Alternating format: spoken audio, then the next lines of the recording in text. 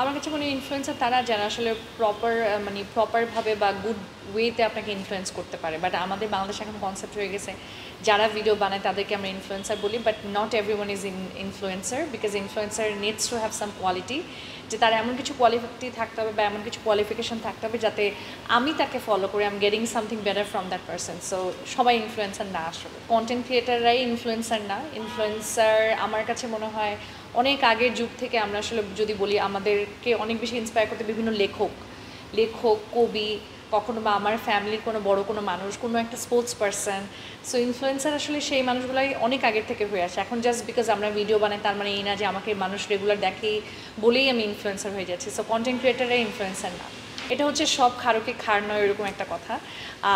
সব content ক্রিয়েটারই influencer নয়, কিন্তু কিছু কিছু কন্টেন্ট ক্রিয়েটারকে আমি ইনফ্লুয়েন্সার বলতে পারবো, কারণ কিছু কিছু কন্টেন্ট ক্রিয়েটার তার বিজনেস করছে, কেউ হয়তো বা তার লাইফে অনেক ভালো কিছু করছে, জব করছে, বা যে অনেক কিছুই করছে যেটা আসলে অনেক বেশি ফলো করার মতো। সো তাদেরকে আমি ইনফ্লুয়েন্সার বলতে পারি। আসলে চ্যালেঞ্জ আসলে অনেক বেশি থাকে। চ্যালেঞ্জ হচ্ছে যে হুটহাট করে ফেসবুকে অ্যালগোরিদম চেঞ্জ হয়, এটা অনেক বেশি চ্যালেঞ্জ। তারপরে আপনি যেই সমাজটাতে আসেন সেই সমাজে এখনও একটা মেয়েকে কন্টেন্ট ক্রিয়েটার হিসেবে মেনে নিতে অনেক বেশি কষ্ট হয়। একটা মেয়ে কন্টেন্ট বানাচ্ছেই মানে ধরে নেওয়া হয় তার সমাজ, তার ফ্যামিলি বলে কেউ নেই, তার সমাজে কোনো দাম নেই, তার কোনো শিক্ষাগত যোগ্যতা নেই, তো তাকে অনেক বেশি মানুষের কথার সম্মুখীন হতে হয় আর কি। তো আমার কাছে মনে হয় কোভিডের টাইম থেকে ইট ওয়াজ আ বুম। কন্টেন্ট ক্রিয়েটার বলতেই মানুষজন আসলে যারা কন্টেন্ট বানাচ্ছে তাদেরকে চিনতে পারে। তার আগে কিন্তু এটা কিন্তু কোনো নাম ছিল না। যেমন আমার নানি আগে বলতো যে আমার নাতনি ফেসবুকে ভিডিও দেয়, বাট এখন ধরেন একটা প্রফেশনের মতো আমরা এটাকে বলতে পারি যে ওই মানুষটা হচ্ছে কন্টেন্ট ক্রিয়েটার। সো আমার কাছে মনে হয় যে সামাজিক ক্ষেত্রে অনেক বেশি প্রভাব ফেলতে পারছে।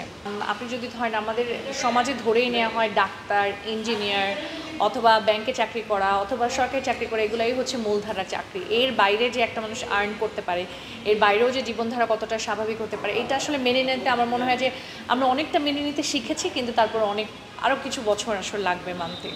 It depends on the person. এখন আয়মান সাদিক যদি আমাকে একটা কথা বলে, আমার আয়মান সাদিকের কথা বিশ্বাস করতে ভালো লাগবে, বিকজ আই হ্যাভ সিন ওই মানুষটা আসলে এডুকেশন নিয়ে আমাদের ব্যাকগ্রাউন্ড, আমাদের এডুকেশন সিস্টেমটাতে কতটুকু হেল্প করছে বা কতগুলো মানুষকে এডুকেট করতে সাহায্য করছে।